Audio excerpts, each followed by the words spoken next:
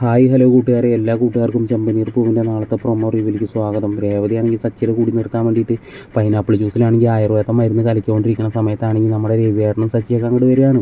ആ സമയത്ത് രേവതി ആ ഒരു പാത്രത്തിൽ ജ്യൂസ് അവിടെ വെച്ചിട്ട് രവിയേട്ടനോട് സംസാരിക്കാൻ വേണ്ടി പോണ സമയത്ത് ചന്ദ്രമതി ആണെങ്കിൽ അടുക്കളയിൽ കയറുകയാണ്. ചന്ദ്രമതിക്കാണെങ്കിൽ ഭയങ്കര ദാഹം. ചന്ദ്രമതി നോക്കുമ്പോൾ അവിടെ പൈനാപ്പിൾ ജ്യൂസ് ഇരിക്കണ കാണുകയാണ്.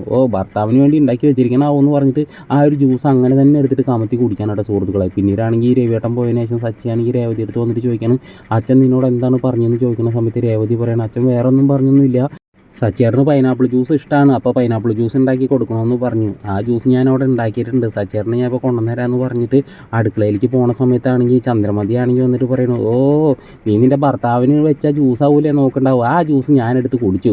അവൻ എന്തിനാടി ഈ ജ്യൂസ്, അവൻ്റെ വയറ്റിൽ കിടക്കുന്നത് മുഴുവനും മദ്യമല്ലേ, മദ്യം കുടിച്ചാൽ മതി, ജ്യൂസ് ഒന്നും അവൻ കുടിക്കേണ്ട ആവശ്യമില്ല എന്ന് പറയണത്. അത് കേട്ട വശം തന്നെ രേവതിയാണെങ്കിൽ ആകെ മൊത്തം ഷോക്കാവണം കേട്ടോ സുഹൃത്തുക്കളെ.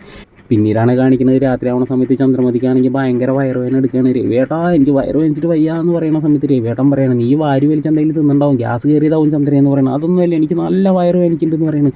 രേവതിയാണെങ്കിൽ ഇത് പുറത്ത് നിന്ന് കണ്ടിട്ട് ആകെ മൊത്തം കിളി പോയ കോഴിയുടെ പോലെ നിന്നിട്ട് രേവതി വേഗം സച്ചിക്ക് ഫോൺ ചെയ്തിട്ട് വിളിക്കുകയാണ്. സച്ചിയാണെങ്കിൽ വന്നിട്ട് ചോദിക്കണം, അമ്മയ്ക്ക് എന്താ പറ്റി, അമ്മയെന്ന് വിളിക്കുന്നുണ്ട്. ചന്ദ്രമതിയാണ് ഇങ്ങനെ വേദന കൊണ്ട് പൊളയണമെന്നാണ് പ്രൊമോയിൽ കാണിച്ചിരിക്കുന്നത്. അപ്പോൾ എല്ലാവരും ലൈക്ക് അടിച്ച് സബ് ചെയ്തൊന്ന് സപ്പോർട്ട് ചെയ്യണേ.